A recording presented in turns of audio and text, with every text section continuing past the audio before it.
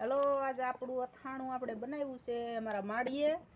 પણ અથાણું થોડુંક મોળું બન્યું છે અને અમે સેવી મીઠું ખાવા વાળા માણસ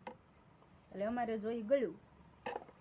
એટલે થોડોક ગોળ કાતરી નાખ્યો છે અને અથાણાની અંદર નાખી દેવી પહેલા તળિયે થોડોક ગોળ નાખ્યો થોડા બટકા નાખ્યા હવે પાછો ગોળ નાખવી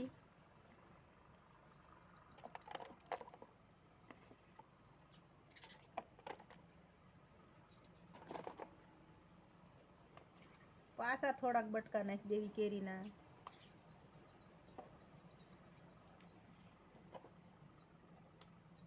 અથાણું પણ જોઈને ખાવાનું મન થઈ જાય એવું મસ્ત બન્યું છે જો સુપર અથાણું માડીએ બનાવ્યું છે પણ થોડોક ગોળ ઓછો રાખ્યો તો એટલે આપણે થોડોક ગોળ વધારે નાખી દેવી એટલે ઓગળી જાય એટલે ગળ્યું થઈ જાય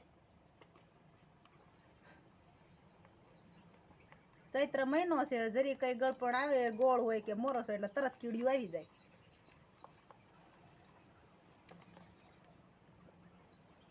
જો તમને ક્યારેક અથાણું એવી રીતે મોળું લાગતું હોય અને ગળ્યું કરવું હોય તો આવી રીતે ગોળ કાતરી અને થોડું થોડું અથાણું અને થોડો થોડો ગોળ એમ નાખી દેવાનું એટલે અથાણું છે એ ગળ્યું થઈ જશે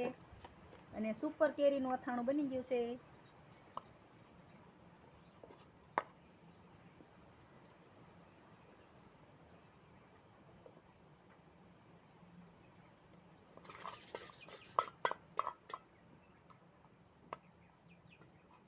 एकदम परफेक्ट माप हारे जो કેટલો મસ્ત એનો રસો લાગે છે જો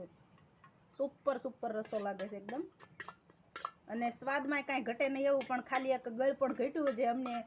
અમારા માટે ગળ્યું ઘટ્યું છે બાકી એમના માટે તો માપનું જ છે અમે ગળ્યું ખાવાવાળા માણસો છે એટલે અમારે ગળ્યું જોઈએ એટલે આપણે ગોળ નાખી દીધો છે હવે આ ડબ્બો આપણે પેક કરી દઈએ એટલે ગોળ ઓગળી જશે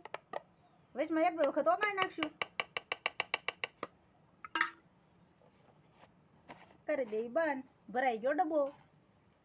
તો હાલો જય શ્રી કૃષ્ણ ખુશ રહેજો